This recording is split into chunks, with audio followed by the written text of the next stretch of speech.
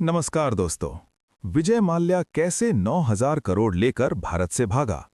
केंद्र में मोदी सरकार थी। क्या सत्ता में से किसी ने उसकी भागने में मदद की? आज जानेंगे कैसे उसने भारतीय बैंकों को चुना लगाया और माल्या कैसे भारत छोड़कर लंदन भाग गया। एक समय था जब विजय माल्या को भारत का किंग ऑफ गुड टाइम्स कहा जाता था।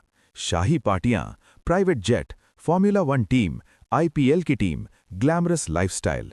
जहां भी कैमरा घूमता था वहां एक ही चेहरा दिखाई देता था, विजय माल्या। लेकिन कहानी यहीं खत्म नहीं होती। कुछ ही सालों में वही शख्स बन गया भारत के सबसे बड़े बैंक डिफॉल्टर का चेहरा। 9,000 करोड़ रुपए का कर्ज, बैंकों का पैसा और 2 मार्च 2016 की वो तारीख जब विजय माल्या चुपचाप भारत छोड़कर लंदन चला गया। क्या ये एक सोची समझी साजिश थी या फिर एक असफल बिजनेस की दर्दनाक कहानी? आज हम जानेंगे विजय माल्या केस की पूरी सच्चाई, शुरुआत से लेकर आज तक। विजय माल्या का जन्म 18 दिसंबर 1955 को हुआ। उसके पिता Vitthal Mallya United breweries group के चेयरमैन थे।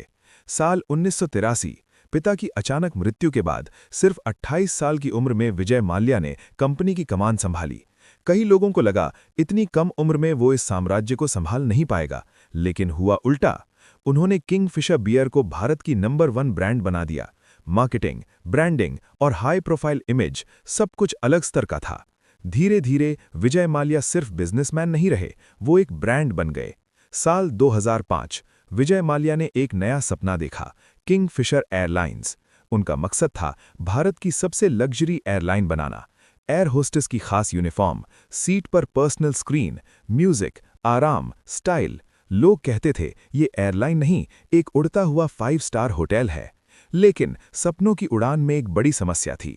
एयरलाइन इंडस्ट्री पहले से ही घाटे में थी। ईंधन महंगा हो रहा था, टिकट सस्ते रखने पड़ रहे थे और खर्च बढ़ता जा रहा था। फिर भी 2007 में विजय माल्या ने एयर डेक्कन खरीद ली। ये फैसला आगे चलकर एक बड़ा टर्निंग पॉइंट साबित हुआ। किंगफिशर एयरलाइंस लगातार घाटे में जा रही थी। साल 2009 से 2012 के बीच स्थिति इतनी खराब हो गई कि कर्मचारियों को महीनों सैलरी नहीं मिली। लेकिन एयरलाइन को जिंदा रखने के लिए बैंकों से बड़े बड़े लोन लिए गए। एसबीआई, पीएनबी, आईडीबीआई और कई अन्य बैंकों ने मिलकर करीब 9,000 करोड़ रुपए का कर्ज दिया।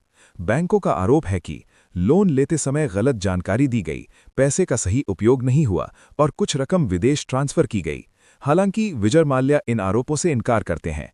2012 में किंगफिशर एयरलाइंस पूरी तरह बंद हो गई, लेकिन कर्ज जिंदा था।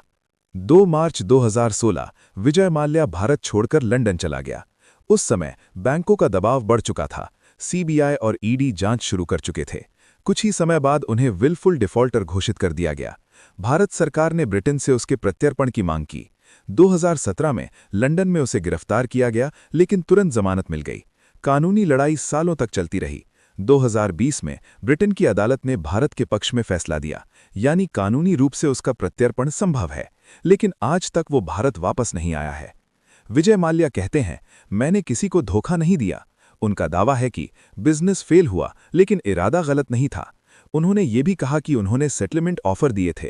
सरकारी एजेंसियों के मुताबिक हजारों करोड़ की संपत्तियां अटैच की गई हैं और काफी रकम रिकवर भी की जा चुकी है।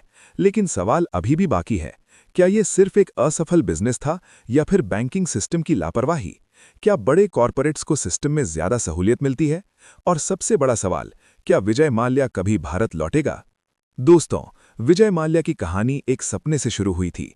सफलता, शोहरत, पैसा सब कुछ उसके पास था। लेकिन गलत फैसले, बढ़ता कर्ज और सिस्टम की खामियां उसे बना दिया भारत के सबसे चर्चित आर्थिक मामलों का चेहरा। अब फैसला इतिहास करेगा कि विजय माल्या एक धोखेबाज के या एक असफल कारोबारी। आपकी राय क्या है? कमेंट में जरूर बताइए। अगर आपको ऐसी ही गहरी और सच्ची डॉक्यूमेंट्री पसंद है तो चैनल को सब्सक्राइब करें, वीडियो को लाइक करें और शेयर करना ना भूलें। मैं मिलूंगा अगली वीडियो में एक और बड़ी कहानी के साथ। जय हिंद।